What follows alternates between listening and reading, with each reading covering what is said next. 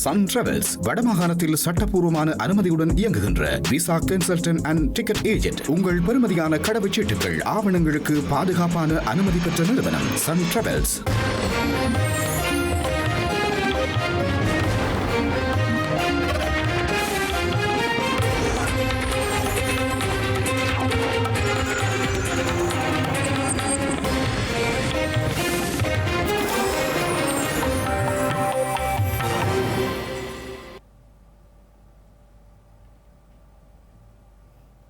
வணக்கம். இது ஐபிசி தமிழின் பிரதான செய்திகள். முதலில் தலைப்புச் செய்திகள். மலையகம் நோக்கி நகரவுள்ள ஐபிசி தமிழின் நிவாரணப் பணிகள். கற்றல் உபகரணங்கள் சேகரிக்கும் நடவடிக்கை ஆரம்பம். இலங்கைக்கான ரஷ்ய தூதுவருடன் சந்திப்பு. கை கொடுக்குமாறும் கோரிக்கை.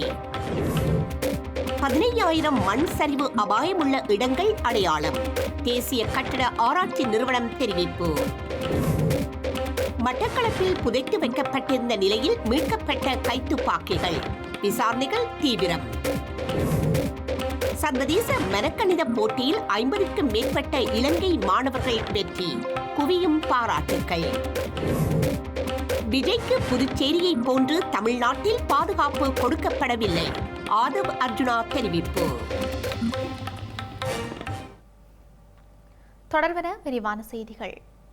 ஐபிசி தமிழ் உறவு பாலத்தின் நிவாரணப் பணிகள் மலையக மக்களை நோக்கி முன்னெடுக்கப்பட உள்ள நிலையில் மண்சரிவால் இயல்பிழந்து வீடுகள், அழிவுற்ற குழந்தைகளுக்கான கற்றல் உபகரணங்கள் சேகரிக்கப்பட்டு வருகின்றது. குறித்த நடவடிக்கை ஐபிசி தமிழ் உறவு பாலத்தின் யாழ் கலையகத்தில் முன்னெடுக்கப்பட்டு வருகின்றது. இயற்கை பேரிடரால் அல்லலுறும் மலையக மக்களை நோக்கி நிவாரணப் பணிகள் முன்னெடுக்கப்பட உள்ள நிலையில் மண்சரிவால் இயல்பிழந்து வீடுகள், அழிவுற்ற குழந்தைகளுக்கான கற்றல் உபகரணங்கள் சேகரிக்கப்பட்டு வருகின்றது. முழுமையான தங்கள் வாழ்வியலை மீள கட்டியெழுப்ப வேண்டிய தம்பி தங்கையர்களுக்காக உங்களால் இயன்ற கற்றல் உபகரணங்களை கொள்வனவு செய்து இலக்கம் 10 பருத்தித்துறை வீதி, யாழ்ப்பாணம் எனும் முகவரியில் ஒப்படைக்குமாறு கோரியுள்ளது.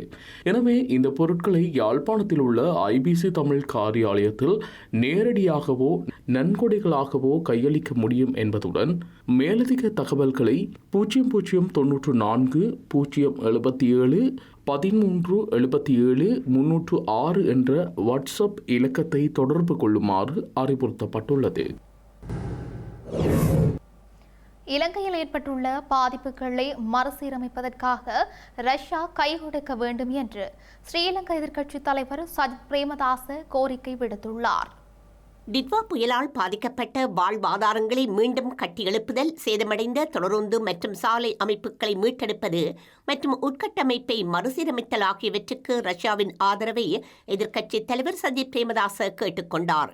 கொழும்பில் உள்ள எதிர்க்கட்சித் தலைவர் அலுவலகத்தில் இலங்கைக்கான ரஷ்ய தூதர் லெவன் ஜாகரியன் மற்றும் நாடாளுமன்ற உறுப்பினர் சஜித் பிரேமதாச இடையே இன்று நடைபெற்ற சிறப்பு சந்திப்பின் போது இந்த கோரிக்கை விடுக்கப்பட்டது.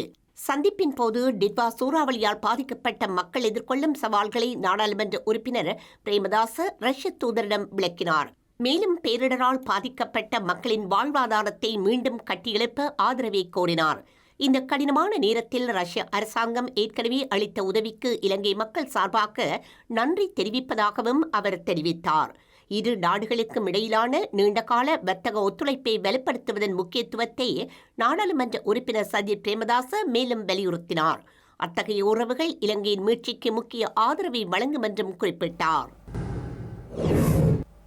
இலங்கையில் சுமார் 15,000 மண் சரிவு அபாயமுள்ள இடங்களை தேசிய கட்டட ஆராய்ச்சி நிறுவனம் இதுவரை அடையாளம் கண்டுள்ளது. அத்துடன் அந்த இடங்களில் இருந்த சுமார் 5,000 குடும்பங்களை மீள்குடியேற்றப்பட்டுள்ளதாக தெரிவித்துள்ளது. மண் சரிவு அபாயமுள்ள இடங்களில் வசிக்கும் மக்கள் கட்டாயமாக அந்த இடங்களிலிருந்து வெளியேற வேண்டுமென தேசிய கட்டட ஆராய்ச்சி நிறுவனம் தெரிவித்துள்ளது. பிரதேச கிராம உத்தியோகத்தருக்கு அறிவித்த பின்னர் பிரதேச செயலாளர் மற்றும் மாவட்ட செயலாளர் ஊடாக தேசிய கட்டட ஆராய்ச்சி நிறுவனத்திற்கு கிடைக்கும் சம்பவங்கள் முன்னுரிமை பட்டியலின் அடிப்படையில் ஆய்வு செய்யப்படும் என்றும் ஆராய்ச்சி நிறுவனம் தெரிவித்துள்ளது. இதற்கிடையில் நேற்று மாலை 4 மணிக்கு 4 மாவட்டங்களைச் சேர்ந்த 41 பிரதேச செயலாளர் பிரிவுகளுக்கு விடுக்கப்பட்ட வெளியேறுவதற்கான சிவப்பு எச்சரிக்கை தொடர்ந்தும் அமுலில் உள்ளதாக தேசிய கட்டட ஆராய்ச்சி நிறுவனம் தெரிவித்துள்ளது. 5 மாவட்டங்களைச் சேர்ந்த 31 பிரதேச செயலாளர் பிரிவுகளுக்கு 2ஆம் கட்டத்தின் கீழ் எச்சரிக்கை விடுக்கப்பட்டுள்ளது. இதற்கு மேலதிகமாக 1ஆம் கட்டத்தின் கீழ் அவதானமாக இருக்குமாறு விடுக்கப்பட்ட எச்சரிக்கை மேலும் 4 மாவட்டங்களைச் சேர்ந்த 19 பிரதேச செயலாளர் பிரிவுகளுக்கு விடுக்கப்பட்டுள்ளது. வடகிழக்கு பருவப்பேச்சு மழை ஓரளவிற்கு தொடரும் என எதிர்பார்க்கப்படுவதால் அபாயகரமான இடங்களில் வசிக்கும் மக்கள் மிகுந்த எச்சரிக்கையுடன் இருக்குமாறும் பாதுகாப்பான இடங்களில் உள்ள மக்கள் அங்கேயே தங்கியிருக்குமாறும் தேவையற்ற பயணங்களை தவிர்க்குமாறும் அறிவுறுத்தப்பட்டுள்ளது. இலங்கையில் எதிர்வரும் நாட்களில் மழை பெய்யும் என்று எதிர்பார்க்கப்படும் நிலையில் நாடு முழுவதும் உள்ள பல முக்கிய நீர்த்தேக்கங்களின் நீர்மட்டம் மேலும் குறைக்கப்பட்டு வருவதாக நீர்ப்பாசன திணைக்களம் தெரிவித்துள்ளது. அனுராதபுரம் மாவட்டத்தின் நாச்சதுவ மற்றும் ராஜாங்கனி, தெதுரோயா, அம்பாந்தோட்டை மாவட்டத்தின் லுகம் வெகர மற்றும் வெகரகள, அத்துடன் அம்பாறை மாவட்டத்தின் சேனநாயக்க சமுத்திரம் ஆகியவற்றின் நீர் மட்டத்தை குறைப்பதற்காக தற்போது நீர் திறந்துவிடப்பட்டு வருவதாக திணைக்களத்தின் நீர்ப்பாசன பணிப்பாளர் பொறியியலாளர் LS சூரிய பண்டார தெரிவித்துள்ளார். வெளியேற்றப்படும் நீரின் அளவு தாழ்நிலப் பகுதிகளில் எந்த பாதகமான தாக்கத்தையும் ஏற்படுத்தாது என்றும் அறிவிக்கப்பட்டுள்ளது. தற்போதைய வானிலை முன்னறிவிப்புகளின்படி மேலும் மழை பெய்ய வாய்ப்புள்ளதால் நீர்ப்பாசனத்துறை அலுவலகங்கள் நிலைமையை தொடர்ந்து கண்காணிக்க 24 மணி நேரமும் செயற்பட்டு வருகின்றது. அதன்படி எதிர்கால சூழ்நிலைகள் குறித்து தொடர்ந்து விழிப்புணர்வு ஏற்படுத்தப்பட்டு வருவதாகவும் பருவமழை தற்போது தீவிரமாக பெய்தாலும் தற்போதைய மதிப்பீடுகளின் அடிப்படையில் எந்த ஆபத்தான சூழ்நிலையும் ஏற்படவில்லை என்றும் அவர் மேலும் குறிப்பிட்டுள்ளார். மட்டக்களப்பில் வெளிநாட்டு கைத்துப்பாக்கிகள் நிலத்தில் புதைத்து வைக்கப்பட்டிருந்த நிலையில் மீட்கப்பட்டுள்ளன. இந்த ஆயுதங்கள் குற்றம் செய்யும் நோக்கத்துடன் குறித்த இடத்தில் மறைத்து வைக்கப்பட்டிருந்ததா என்பதை கண்டறிய மேலதிக விசாரணைகள் இடம்பெற்று வருகின்றன. மட்டக்களப்பு வாழைச்சேனை காவல்துறை பிரிவில் உள்ள காட்டுப்பகுதியில் புதைத்து வைக்கப்பட்டிருந்த மைக்ரோ ரக துப்பாக்கி ஒன்று மற்றும் வெளிநாட்டு தயாரிப்பு கொண்ட ரிவால்வர் ஒன்று உட்பட 2 கைத்துப்பாக்கிகளை கொழும்பு மத்திய ஊழல் தடுப்பு விசேட பிரிவினர் மீட்டு காவல்துறையினரிடம் ஒப்படைத்துள்ளதாக வாழைச்சேனை காவல்துறையினர் தெரிவித்துள்ளனர்.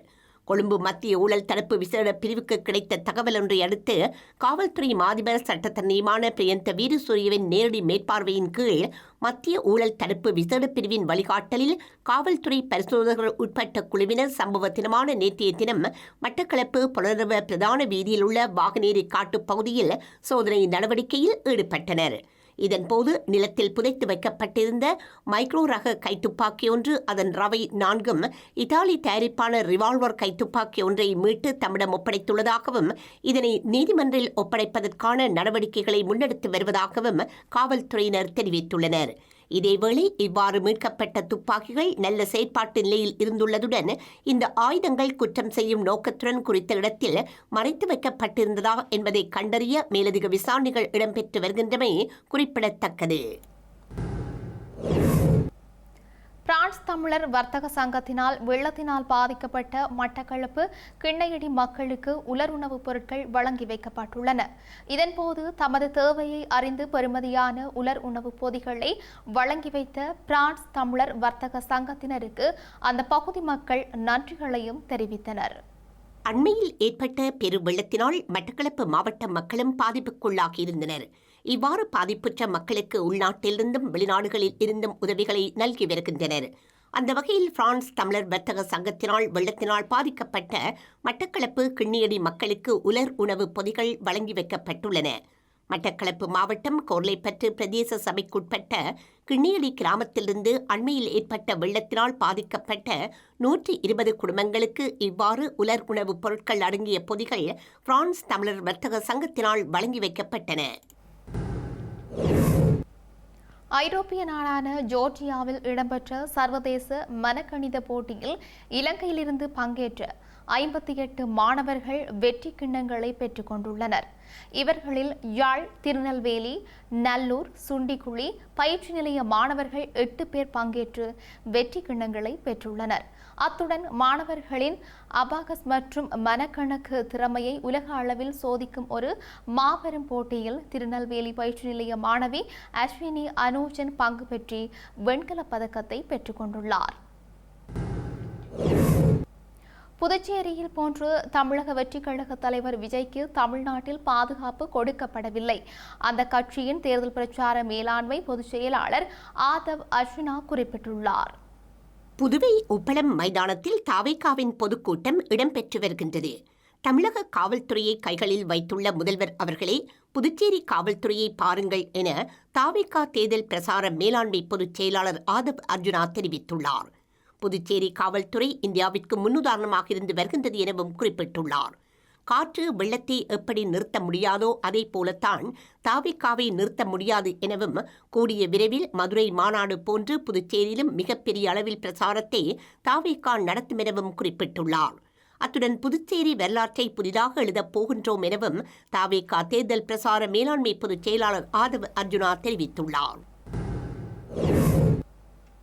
செய்திகளின் நிறைவாக மீண்டும் தலைப்புச் செய்திகள். மலையகம் நோக்கி நகரவுள்ள ஐபிசி தமிழின் நிவாரணப் பணிகள், கற்றல் உபகரணங்கள் சேகரிக்கும் நடவடிக்கை ஆரம்பம். இலங்கைக்கான ரஷ்ய தூதுவருடன் சந்திப்பு, கை கொடுக்குமாறும் கோரிக்கை.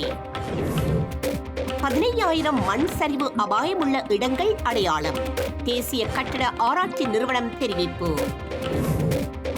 மட்டக்களப்பில் புதைத்து வைக்கப்பட்டிருந்த நிலையில் மீட்கப்பட்ட கைத்துப்பாக்கிகள், விசாரணைகள் தீவிரம்.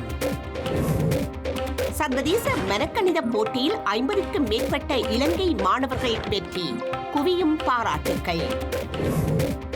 விஜய்க்கு புதுச்சேரியை போன்று தமிழ்நாட்டில் பாதுகாப்பு கொடுக்கப்படவில்லை, ஆதவ் அர்ஜுனா தெரிவிப்பு. இத்துடன் ஐபிசி தமிழின் பிரதான செய்திகள் நிறைவு பெற்றன. உடனுக்குடன் செய்திகளை அறிந்து கொள்ள ibctamil.com என்ற எமது இணையதளத்தை பார்வையிடுங்கள். வணக்கம்.